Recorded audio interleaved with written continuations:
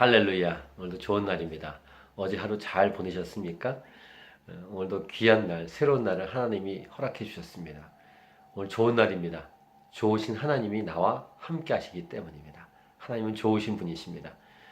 하나님은 우리를 가장 좋은 길로 이끌어 주시는 분이십니다. 이 하나님을 신뢰하면서 이 하루를 시작하기 원합니다. 오늘은 2019년 4월 27일 토요일입니다. 오늘 우리에게 주시는 말씀은 야고보서 4장 1절부터 10절까지의 말씀입니다. 너희 중에 싸움이 어디로부터, 다툼이 어디로부터 나느냐? 너희 지체 중에서 싸우는 정욕으로부터 나는 것이 아니냐? 싸움의 원인은 정욕 때문이다. 이렇게 말씀하시고요.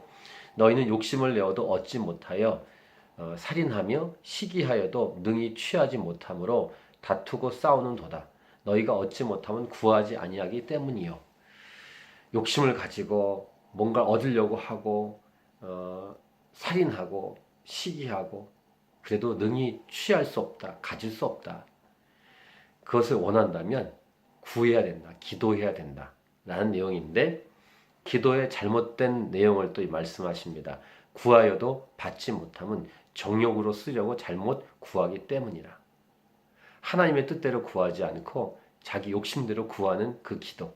그 기도는 구하여도 받지 못한다. 아주 딱 잘라서 야고보가 말씀해 주고 있죠. 그러면서 이런 예를 듭니다. 가늠한 여인들아 세상과 벗된 것이 하나님과 원수됨을 알지 못하느냐.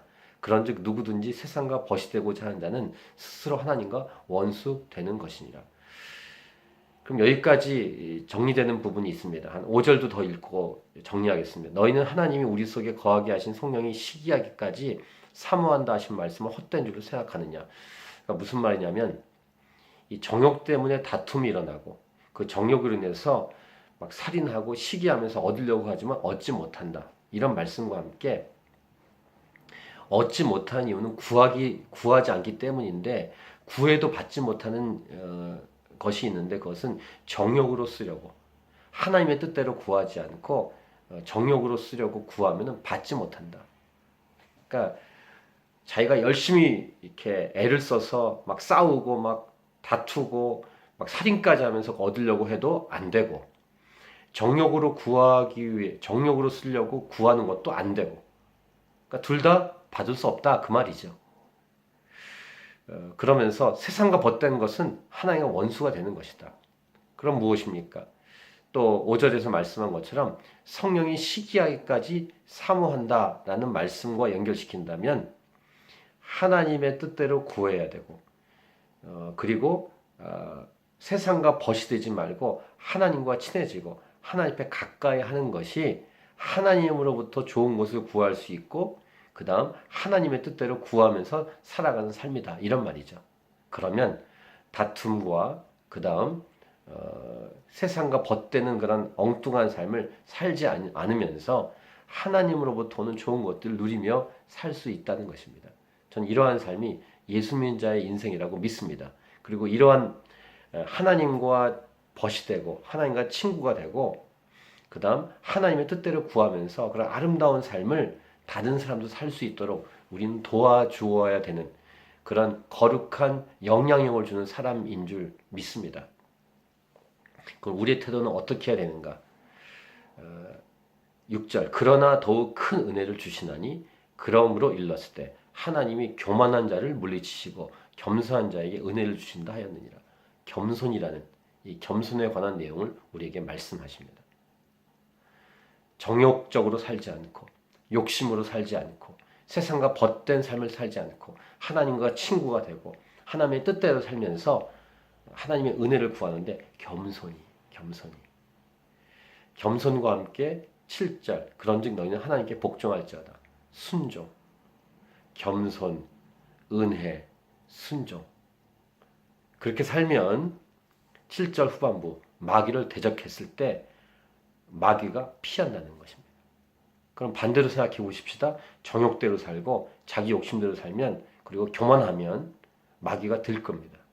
막 들끓습니다. 꼭 귀신 들린다 이런 게 아니라 귀신의 영향 아래 살게 되는 것입니다. 그 다음 이렇게 얘기합니다. 그래서 8절 하나님을 가까이 하라. 그러면 너희를 가까이 하시리라. 아까 세상과 벗되지 말라라고 했는데 하나님과 친구가 되는 삶을 살라. 그리고 손을 두 마음을 품지 말고 손을 성결하게 하고 슬퍼하며 애통하며 울라. 애통하는 자는 복이 있나 이런 산상순의 말씀이 떠오릅니다. 그러면 하나님이 즐거움으로 근심을 즐거움으로 바꾸어 주시고 마지막 10절 아까 겸손 얘기했죠. 주 앞에서 낮추라. 그럼 하나님이 높여주시고 이런 반대정신 말씀도 하십니다. 오늘 이렇게 명령으로 나온 말씀을 한번 다시 보겠습니다. 하나님께 복종하라. 하나님을 가까이하라. 슬퍼하며 애통하며 울라. 주 앞에서 낮추라. 이런 겸손과 하나님 말씀의 순종함과 하나님의 뜻대로 구하면서 하나님과 친해지는 삶을 살아가는 것이 이 땅을 승리하며 잘 살 수 있는 비결이다 라는 것입니다. 마지막입니다. 그렇게 살아가신 분이 누구십니까? 우리의 모범을 보이신 모델이신 예수 그리스도이십니다. 이 예수님을 닮아가고 따라가고 예수님 안에 거하는 삶, 예수님을 주인으로 삼고 예수님을 믿고 예수님과 함께 살아가는 삶인 줄 믿습니다. 그런 삶을 살아가는 존재가 교회요. 곧 예수 믿는 자입니다. 예수 믿으셨습니까? 예수 믿으셨다면 오늘 말씀을 가슴에 새기고 이 명령대로 순종하십시다.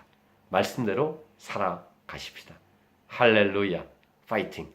오늘도 승리해서 하나님의 친구로 하나님과 가까이함으로 은혜가 누려지고 그리고 하나님 말씀에 순종하고 겸손히 낮추면서 하나님이 높여주시고 즐거움을 바꾸어 주시고 또 하나님께서 주시는 놀라운 능력의 삶을 살아가는 그런 저와 여러분의 인생이 될 수 있기를 일평생의 삶이 될 수 있기를 간절히 축복합니다. 아멘.